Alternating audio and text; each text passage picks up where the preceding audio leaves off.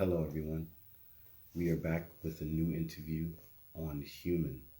Today, we will be interviewing London Sweetney. Before we get started, we will wait for our audience to tune in and wait for her to come on board, and then we will start our interview.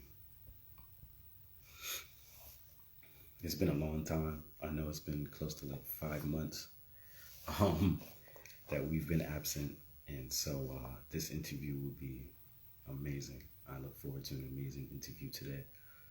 Um, it took a year to get this interview locked in, and so I'm thrilled to welcome London Sweetney on the platform today.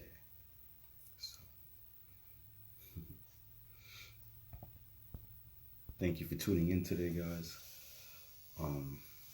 Much appreciated, and we will begin the interview as soon as London comes on board.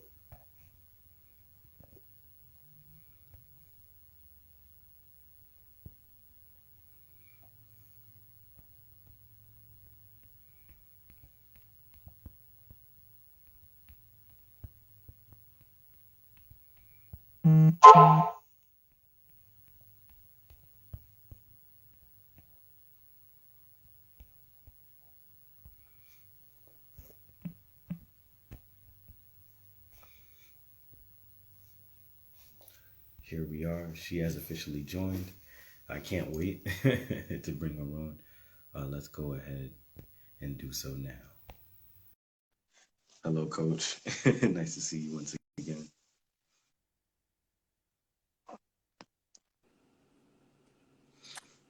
Hello, London. Hey. How are you doing? Good. Good, So I good. didn't realize you could do like filters and stuff. So Yeah, they're changing Instagram. Instagram is I don't steadily know. making Maybe I won't improvements. because I don't want an eyelash to be all random somewhere. No problem. Can you hear me fine? Yes, I can hear you perfectly fine. Okay, cool. All right. Beautiful background, by the way. Very beautiful background. Thank you. My a friend of mine painted this. So Nice. once I remember her Instagram, I could probably tell you. But yeah, she's an artist in DC, Jordan Labby. Nice, nice, Yeah, nice. Beautiful painting, beautiful it goes all the way up, so it's pretty big. painting. Would you like to show the audience?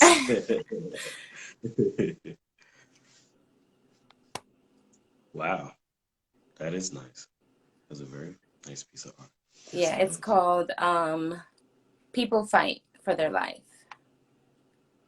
So Nice, I got nice. it That's a beautiful title. right after I got out the hospital. So, Yes, but yes, I'm not yes. I gonna look go forward into to that. it.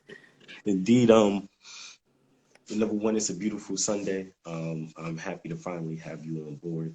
It took a while to actually get this interview secured, so I'm excited for this interview. Um, so first, please tell the audience a little bit about yourself. Okay. My name is Lundon Sweetney. I'm born and raised in Prince George's County, Maryland. Um, we recently, well, we moved to South Florida, but I recently moved back to Maryland. I'm 30 years old. I have a 8-year-old son named Emmanuel. Um, Love of my life. He lights up my world and everybody else's. Um, yeah, that. Nice, nice. Beautiful introduction. Your son is beautiful, very complimentary of yourself. Um, and so moving forward, I wanted to ask you, where were you born and raised? Give us a little background about yourself. Yeah, so I was raised in specifically Fort Washington, Maryland, which is, I think that's for Georges County. Overarching, it's like 25 minutes from DC. Okay. So when people say, "Oh, you're from Maryland," and they immediately say Baltimore, I correct them and say, "No, DC." It's a difference. No slight to anybody from Baltimore, but yeah. So that's where I was raised. I loved it. My parents moved us to Calvert County, Maryland, which I didn't like so much. So I spent a lot of my time driving back to where I was from, where my knit group of friends were from. So Nice. Is Maryland part of the DMV? mm-hmm. Yeah. Okay. Just to give DC, Maryland, Virginia. okay. Mm-hmm. Baltimore likes to squeeze in there sometimes. So, but Baltimore is in Maryland. Yeah, it is. Okay. But a lot of people from Baltimore make the distinction, no, I'm from Baltimore, not DC. And then people from DC make the distinction, no, I'm from DC, not Baltimore. Okay. It's just That a must be thing. an interesting conversation. Yeah. Cultural barriers, huh? Mm-hmm. The claiming of one's area. It's nice. Right. That's nice. People like I'm from New York. Everybody thinks like, oh, you're from. You have to be from New York City, but New York is greater, bigger than just New York City. Upstate, Exactly. Manhattan, Brooklyn. Manhattan is part of New York City, right? The Mm-hmm. 5 boroughs. Mm-hmm. Outside of that, people usually get confused. Like if someone said they're from Poughkeepsie or Albany, a lot of people have heard of Albany, but Yeah, I Poughkeepsie heard they haven't Albany. heard of so much, you know. So to continue the interview along, I wanted to kick off the interview with your song that you requested. I'm gonna play it at a medium volume. So without further ado, everybody, this is her intro song. We're gonna do Morning Asana by how do you pronounce his name? I have no idea. I heard it this week. Londrell, I think is his name. I'm gonna Londrell? go ahead. Yeah, I don't know how to necessarily pronounce it, It but it was really smooth, so I liked it. yeah, I took a brief listen to it. It's a very smooth song. So what we're gonna go ahead and do is play it right now for your interview. 1, 2, 3, 4. This is Morning Asana by Londrell. So let's get it started. I start my mornings with breath and a yoga pose. For all of those who are tuning in right now, just to let you know, this is a beautiful interview. For those who don't know, we do have campfire sessions at the end of the month. This month we will be talking about the power of choice and how that plays into our daily lives, our decision-making process. And yeah, I look forward to having a great campfire session. And we also have an interview booked for next Sunday. For those who are just tuning in, me talking over this is obviously for copyright issues that I faced before. In the finished interview, in the audio interview that you could be able to find on Mixcloud, the actual song itself will be there without the talk. We'll be talking now. So yeah, London, this is this is a great day. Great day. Are you nervous? Um, not really. I'm not nervous about the questions. I am nervous because I tend to make random facial expressions. I can feel that. So, I'm trying to be mindful of my facial expressions too. uh-huh. Had a long night, a little bit tired, but Me too, nonetheless, actually. well, you look like wide awake. Thanks. Did you cut your hair? That is an interesting question. I did get a shape up recently. Okay. And I mean, it looks nice, but it looks different from when way back. before. Mm-hmm.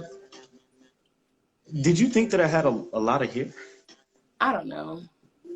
Because I always wore the hat.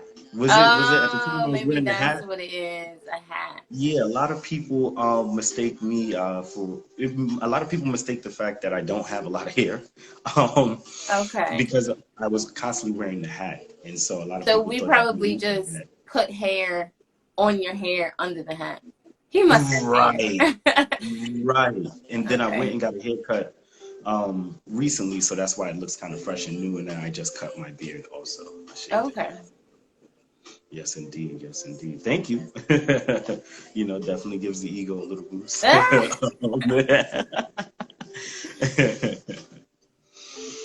It's a beautiful song though. Sorry that I can't play it only but so loud to the No, it's audience. okay. I like I said, I really want this interview to go through. Last time I had an interview with somebody and we played the music too loud. Warner Brothers stepped in and Mm, held the interview hostage for about 5 to 6 months. So yeah, mm. I took a step back, and the fact that we also have a YouTube channel for those who don't know, where they could find this content at. Also, if you look up Human / The Ghost Project on YouTube, the channel should pop up. So, and I hope to put these interviews, start to put these interviews on YouTube too. So, for everybody who's listening, please be on the lookout for that. Can you hear the music? A little bit. You don't have to play the whole thing. It's a long song. It's all right. I'll play Okay. the whole thing. Gives me a small break, you know. Allows me to refuel myself with Mm-hmm. interviews. It's a very cool vibe, you know. It Very is. smooth, very smooth. So I always run songs by my son, Okay.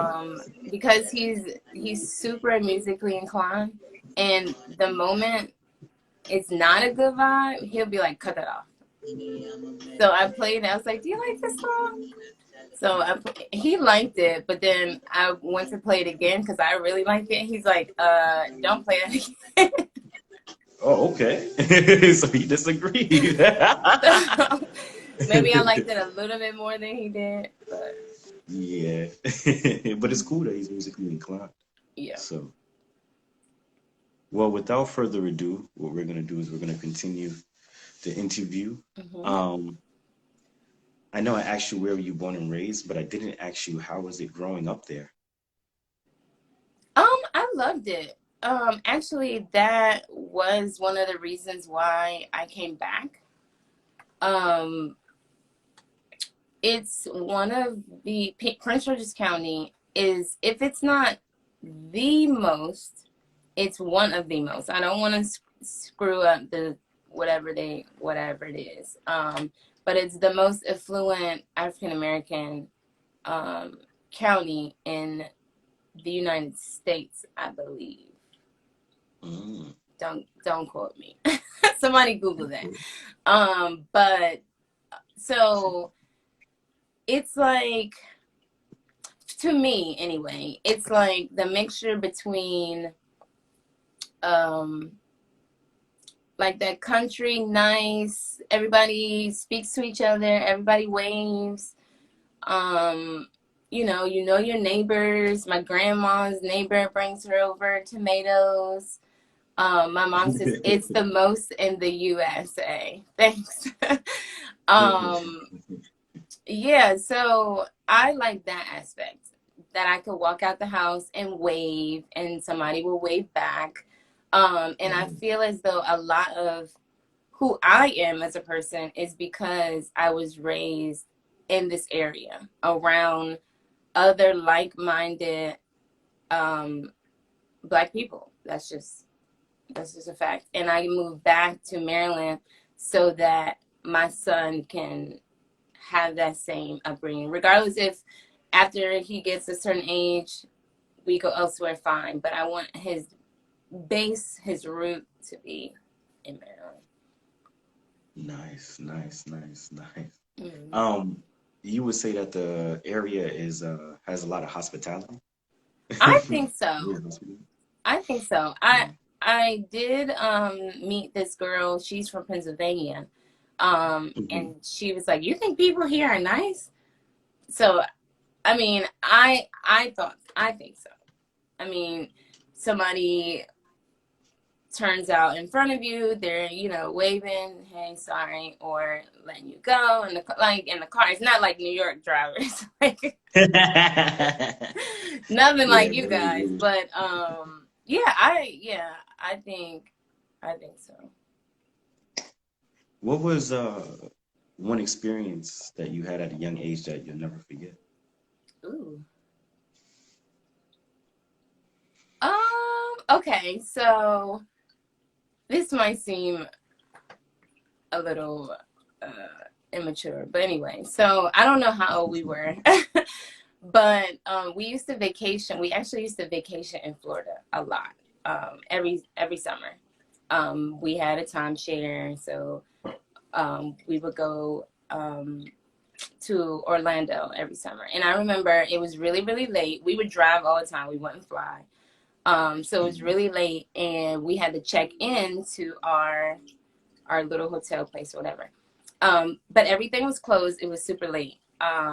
And on our way back to our room, we had to walk past the pool. And so we're walking. We didn't have any bags, but we're walking past the pool. Obviously, the pool's closed. It's probably like 10, 11 o'clock at night. And my dad just pushed both me and my brother in the pool, fully clothed. And like, I'm shocked, my brother's shocked, but we're laughing, joking. I think, now you always get it twisted a little bit, but I think my dad got in too, fully clothed, and we like played in the closed pool for maybe 30 minutes to an hour with fully dressed. And that's one of the biggest memories that I have. It was so fun. It was so, I don't know. My dad doesn't normally do stuff like that, so I think that's why it stuck. That's a beautiful experience. So, It's spontaneous. I think I was like 9 or 10. I don't know.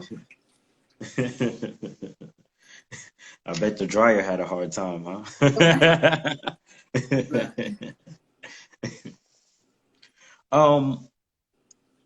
When you was a teenager, why do you think you didn't do the stereotypical things that teenagers normally do? Ooh, getting deep with the questions. Yeah. Okay. Well, I was raised in a Christian home. That's number one. So not only did we have, basic moral rules, my parents were, correction, my dad was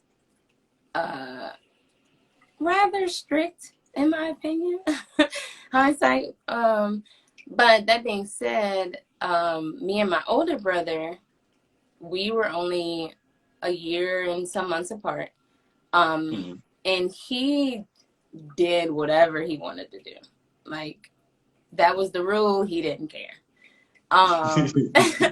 And so for me, I felt as though I took a lot of, I don't want to call it pressure, but the responsibility to set an example for my younger siblings. So even things that I might have, dibble dabble, try here and there, I always had that in the back of my head, like, okay, London, is this really worth it? Like, for their Lena Rowland Reston, it's a 5-year jump, and then it's the younger 3. So I felt like I had to be that example. So I really lived a lot of my teen years knowing that my life was not my own, in a sense. I don't know if it's a good thing, I don't know if it's a bad thing.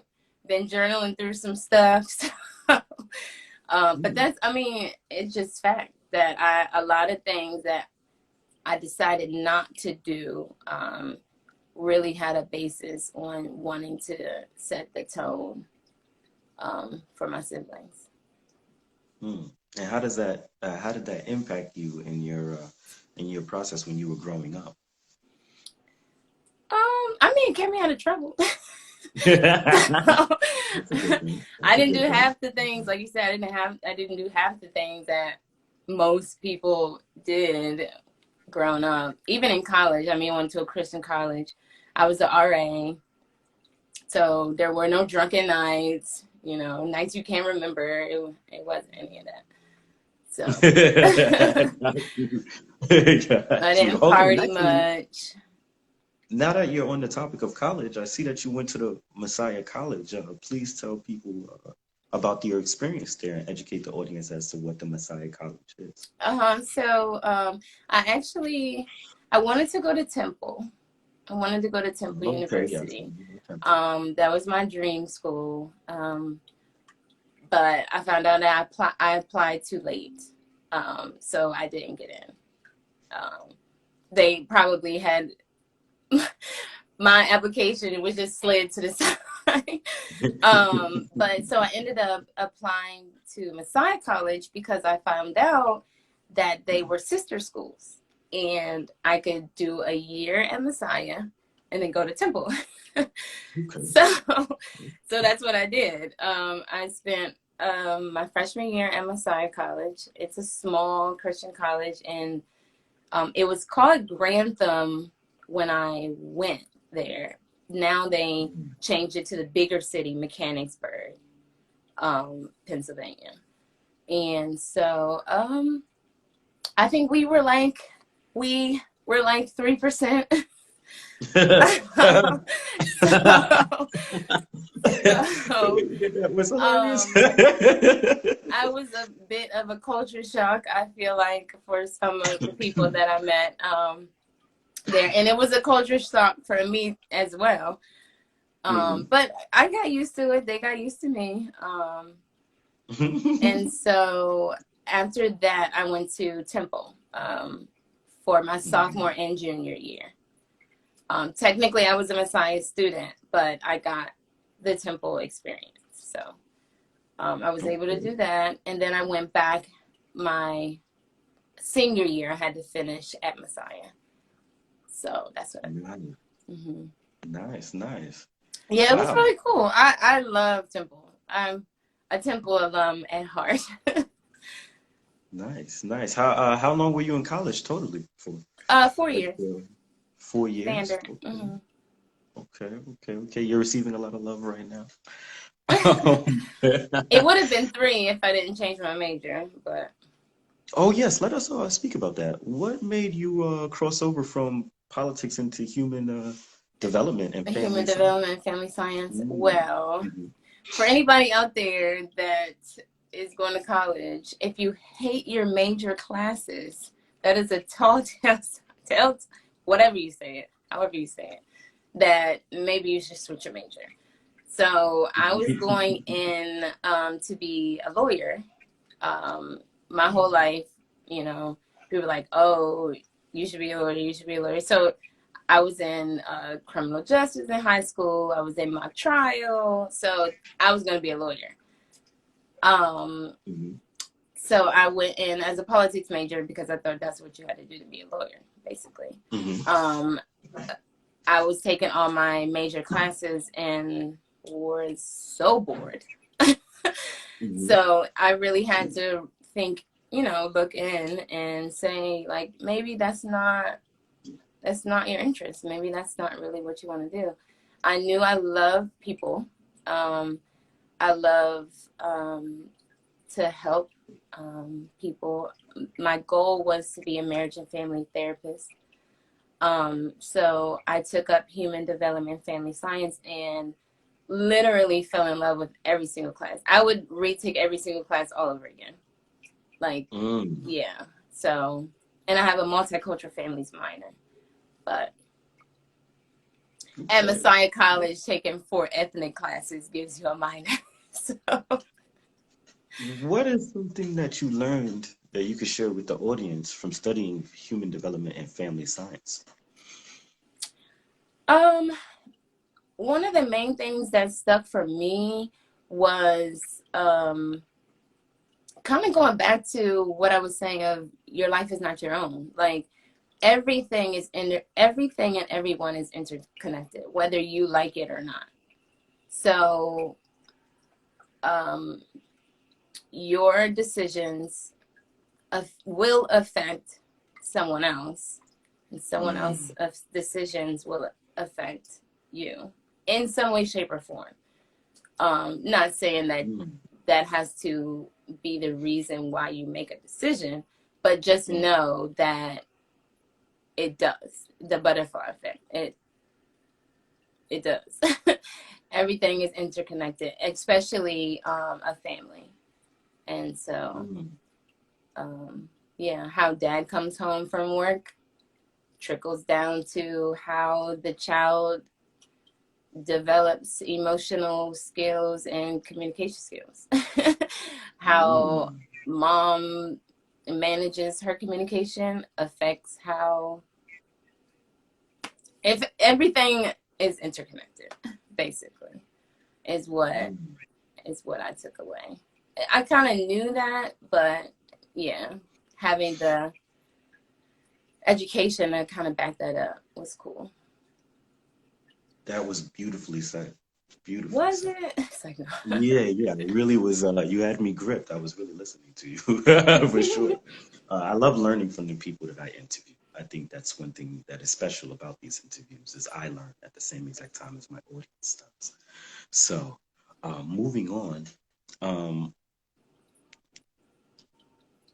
what is something you cherish about your family? We are so close. Like, we're so close. Everyone is always there for each other, no matter Mm, what. Like, if anything goes, if I didn't have one person in Maryland to call, and I called my family all the way in Florida saying, look, I need help, there will be, I know without a shadow of a doubt, there will be one, or if not all, here in within 24 hours. Period. Period. And that, I love that, and it hasn't changed no matter what. You Mm, know, we've lost um some. Somebody's about to come in my room. Oh mm. Lord, this might go bad really fast. One second, my dog is in here, and he might knock No over problem. my light. No problem. Hold You on could, for a second. if you want, you can introduce them to the audience also. Um, Um, he's we'll pretty big. Hold on. say hello to the dog, for sure. This is James. Oh shoot. Oh wow. Yeah, you are a big fella. Look at you. And I'm Wow. about to put him out. So give me a second. No problem. Come, let me go grab some water. Maybe he cannot be out here.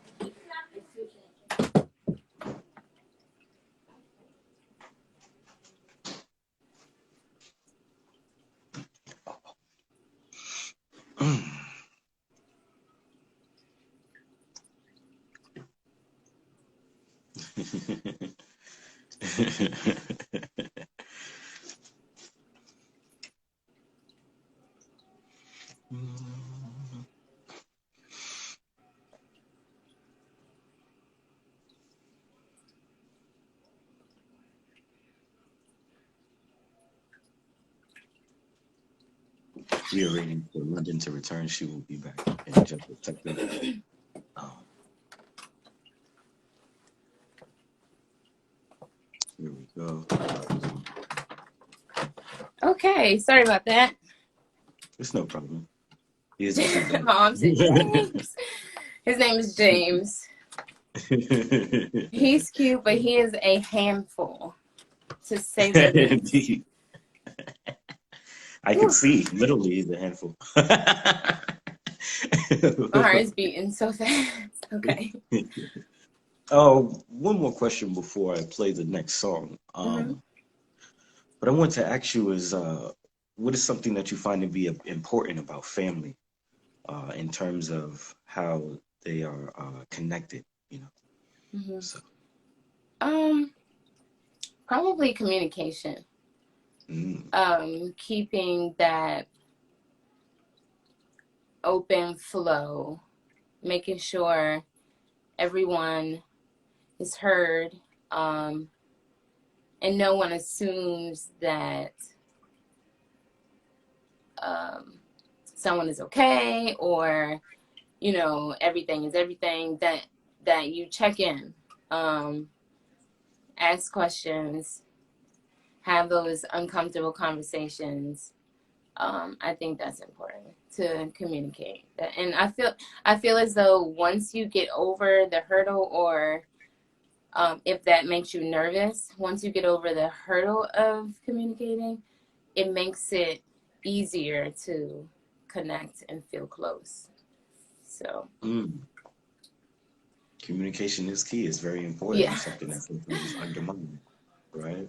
So, um, very beautifully said once again. Um, I think that information can be useful for other people that may be going through hard times with their families. I am also a fan of not waiting until someone passes to then show some recognition toward them or tell them that you appreciate them. Yeah. So if there is someone that you hold dear to you people, please make sure that you let them know that you appreciate them on a Yeah. daily basis, because we never know when our last day will be. And if there's any issue between you and somebody else, try to let it go. So that's my piece of advice to add on to what you just It said. is not that important, I promise you. I promise you. So what we're gonna do is I'm gonna go right on ahead and play your next song by this is featuring Masego. I don't know who the song was originally by. Unana. Ah! Um hey, it's okay. No, You know. We're gonna go ahead and play this, but without further ado, 1, 2, 3, 4, Ooh Nah Nah, by undescribed or unknown artist to me, featuring Masego. So here we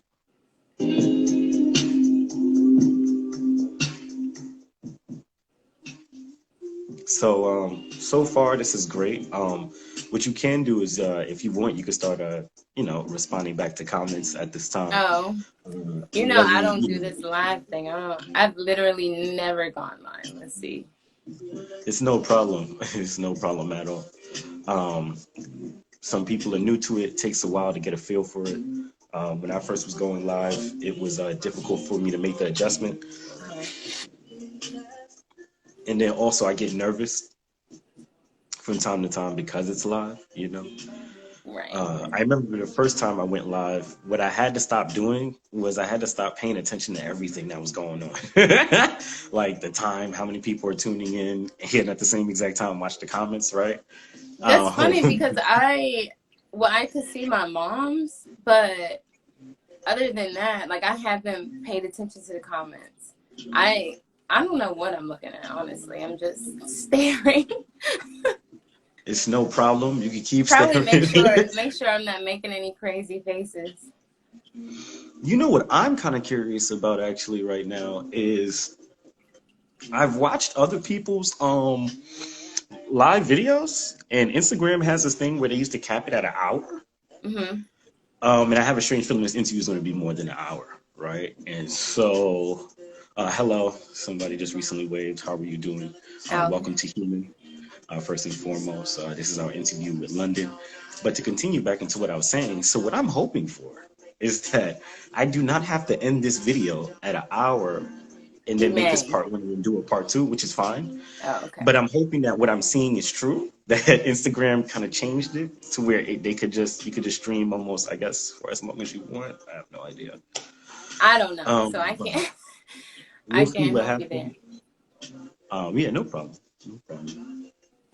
So, oh, I know who this is by. I think this is by Sir. Yeah, Wow, I just it's put like that capital together. S, lowercase I, I capital R. R. I think it's lowercase I r. do not know names of probably anything. I won't forget a face, and I know songs, but I'm that person Right. that's like, you know that song that goes, and they're like, You no. know that tune. You know that tune. Oh, thank you. It's a filter. It's like, no. Someone just told you that you look beautiful, Yeah, and I no, I have was this. playing around. I said, oh, thank you, but then I said it's a filter. You're just getting a lot of love right now. The hearts are just flowing through. Um, that's cool. Um, I did want to show this hoodie that I just made today. You can't even you see just it. made it today. Wow. What does it say? Oh, you can't see it? It says, I am strength personified. Nice, nice. So You know what I might call this interview? I might call it the Anomalous Lady. No, I changed that I because know, but that is such a good it was, I thought it was a good nickname. name, It's but so great. literally everybody that read the name was like, is it anonymous? And it's like, I'm not gonna lie, I made no, this mistake. you did. You were one of the ones. And I'm like, I no, was like, anomalous means outside of the box, not your ordinary. But everybody thought it was anonymous. So I'm like, okay, I'm going to just be Lundon Sweetney until I find out something cooler, I guess. very, very nice tag name. But back to the interview without further ado. So, of course, this topic is sensitive. And I wanted to, number one, give you credit for agreeing to even come aboard, and share this story with the audience. Mm-hmm. But what I wanted you to do was, motherhood is a beautiful thing. Can you please tell the audience how you originally became a mother? Sorry. Speaking of motherhood, my son is Oh, literally actually, crawling let's across the floor right now let's see him. Let's say hello. for a split second. Do you hear me? Come on. Mm-hmm. No, no, you have to stand up.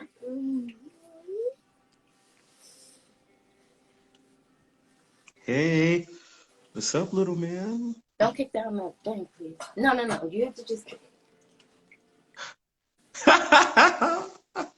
Look at him. it. Wow, Okay. how are you doing?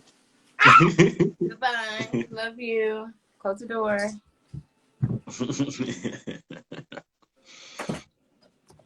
Okay. Sorry. What was? Oh, how did I become? My mother, yes. Please share with the audience. It's such an open, loaded question. How did I become a mother? Open loaded. I like that phrase. Let's I've never see. heard that one. It's a good one.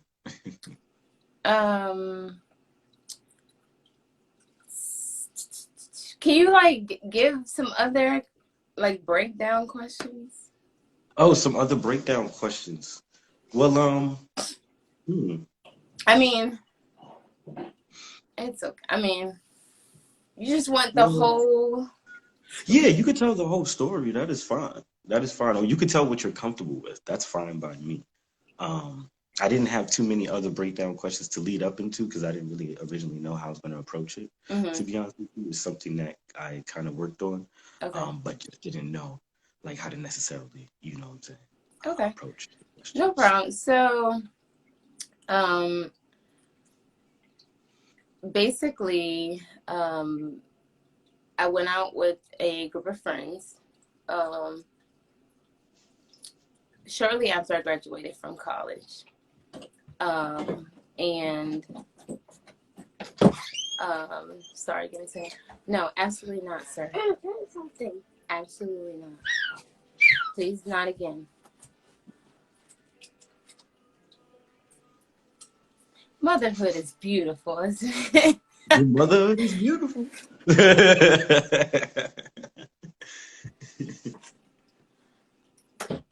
I feel like I'm in a grocery store. You had to grit your teeth, like, don't make me take you outside.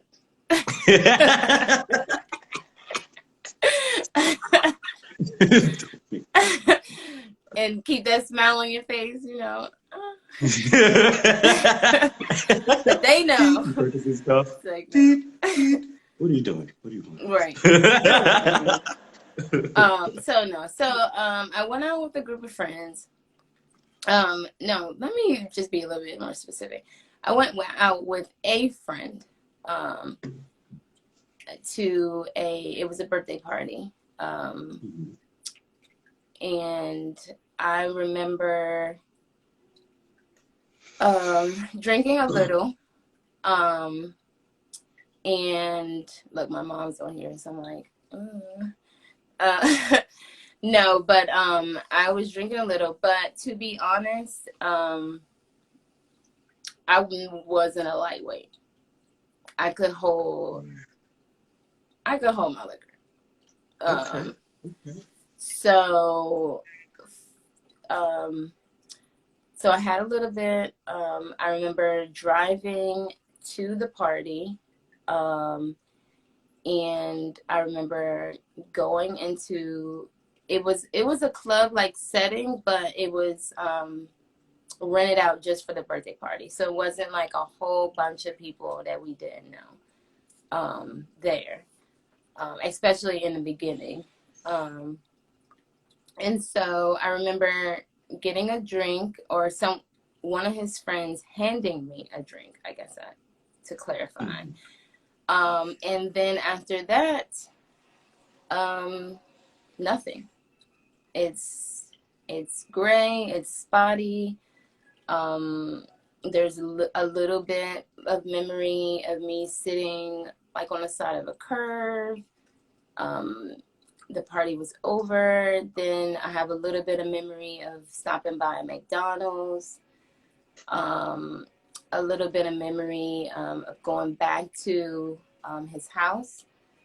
And then the only thing I remember clearly is waking up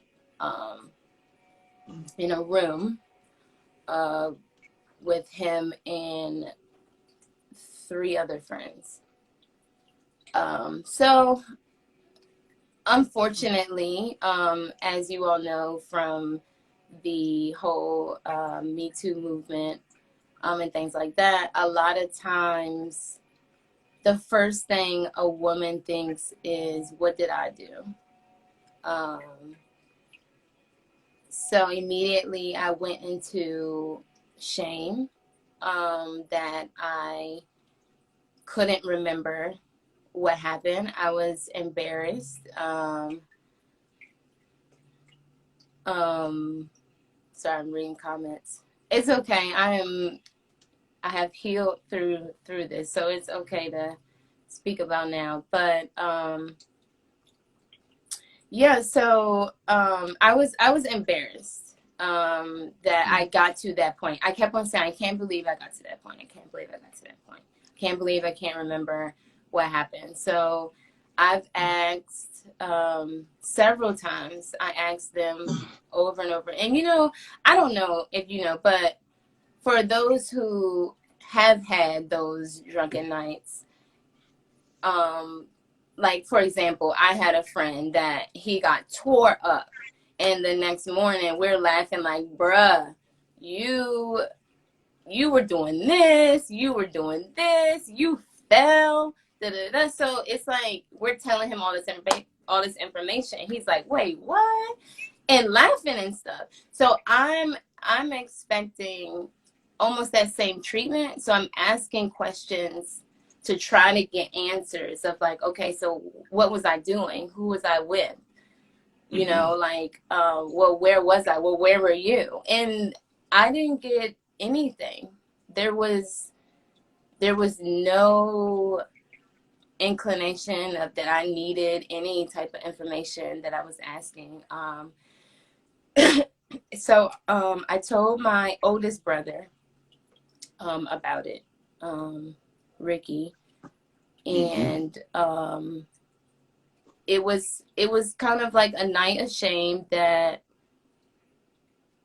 then I tried to forget that. It was like, okay, that happened.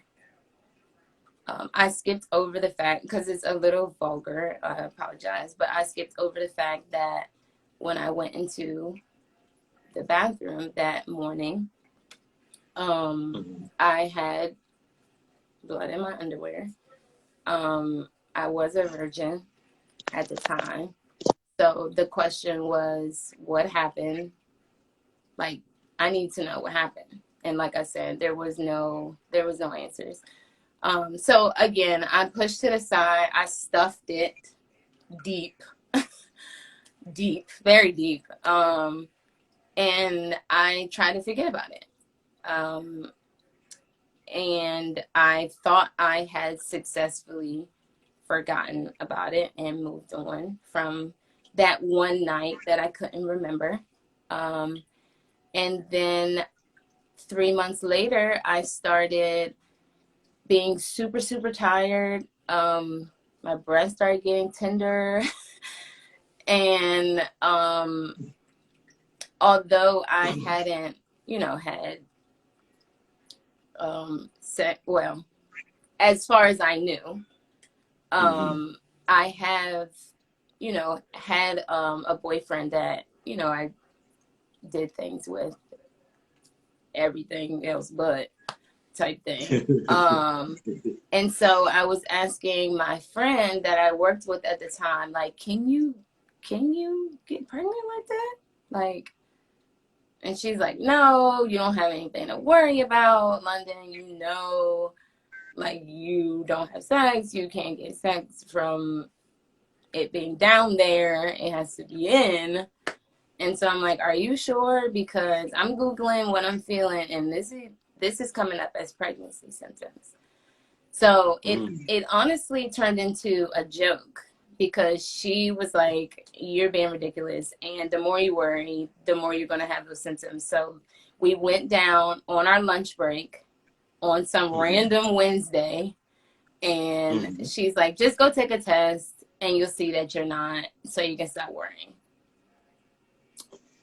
So we went down, I took a test, and I was. And my heart dropped. Like, in that moment, it was like, wait, what? So we went and bought another one. $6.99, $7 test. And sure enough, again, I was pregnant, and I went and I bought another test. So 3 tests later, it's like, okay, this is real. So I immediately called my friend. My heart is like beating right now. I'm just talking about this. But I called my friend, and I remember like just screaming, crying, like right outside of our job. And I'm like, you swear you didn't do anything. Da, da, da, da. You swore nothing happened. Da, da, da. Like all of this stuff. And obviously something happened, So I was angry. My pride, again, growing up in a Christian home, thought I had Christian friends. It was like, I am 23 years old and I haven't had a penis in me, but I'm gonna push a baby out. Like, what? With consent, to clarify, obviously. So it was like, no, like I was angry. I was like, I'm not about to go out like this. So I was going to get an abortion. It was like, no, this is not fair. Yeah. So, I was angry. Again, I called my brother, my brother, Ricky. He was the first person I called for everything, anything good, anything bad, anything I needed to get out of that I didn't want to tell mom and dad, like everything. So, he left it up to me. He went with me to the clinic. Was it the same day or the next day? No, that day I spent the night over at my friend's house that I worked with. I just told my parents, like, oh, I'm gonna stay at Paige's and just go to work from there. So I spent the night. I did have an amazing brother. That's a whole nother story.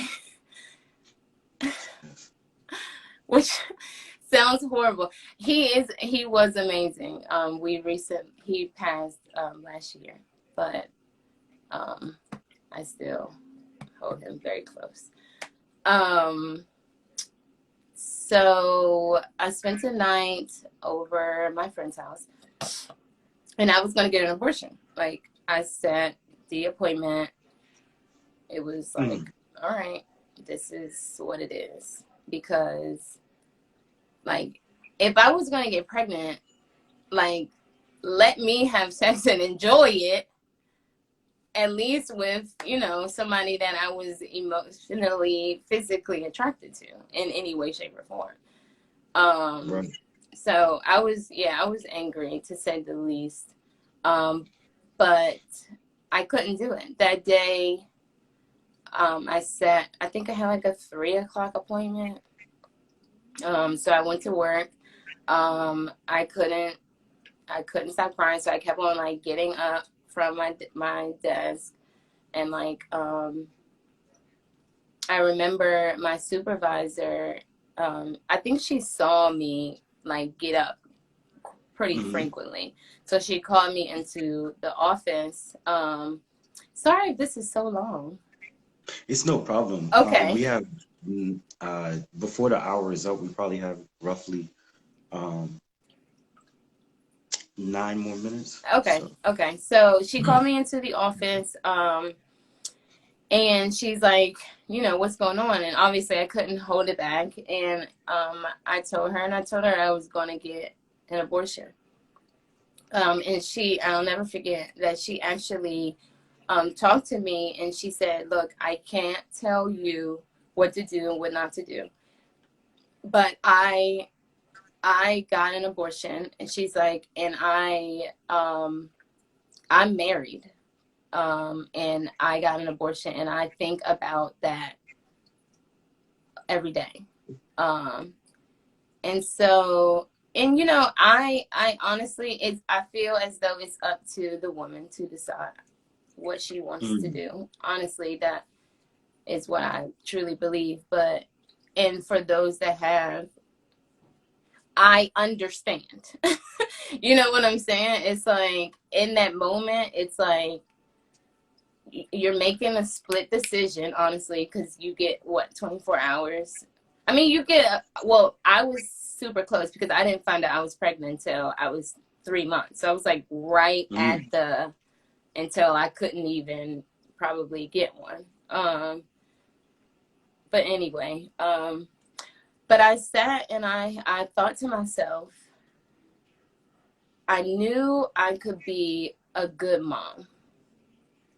I knew I've always wanted to be a mom. I knew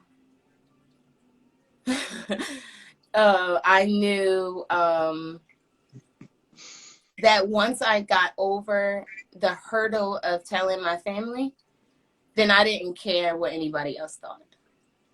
And I knew that I couldn't live with the fact within me that I got an abortion. So I canceled my appointment, and that night I went home. I told my mom that I was pregnant. I didn't tell her how, which I should have.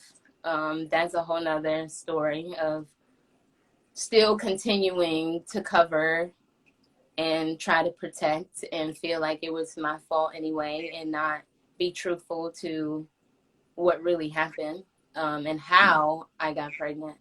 But I decided that I knew I could be a good mom. So in spite of it all, I started on that journey. And here you are. And here I am. 8 years later, I really want to give you a hug. But of course, you know, there's certain circumstances. And Corona. Yeah, you know, circumstances, video, the COVID, you know. Yeah. So, my that goodness. was a long-winded way of saying.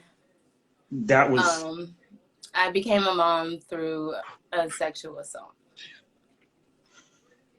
Amazing story, and that you're here, and that you are still here with us, you know, despite everything that you faced. What we're going to go ahead and do is we're going to take a break, because this is going to be broken into 2 parts. Oh, okay. For those who are listening, this is the end of part one. And we will be back within the next roughly 5 minutes to continue the interview. Come back, guys. There's more. Oh, it is. Thank you, guys. Honestly, I don't know if it's about to cut out or not, but it's funny because it's like hindsight, because you don't feel strong the whole time. It's kind of like, you know, you're strong because of everything you went through, type thing. Even if you don't feel it, it's like, okay, yeah, no, I've been through some stuff. I gotta be strong. So. Yes, you do. Yes, you do. You have a beautiful son. For those who are just tuning into the interview, this will be available, excuse me, on IGTV in the next like 2 minutes. And if you rewind the video, you can actually see Lundon's son.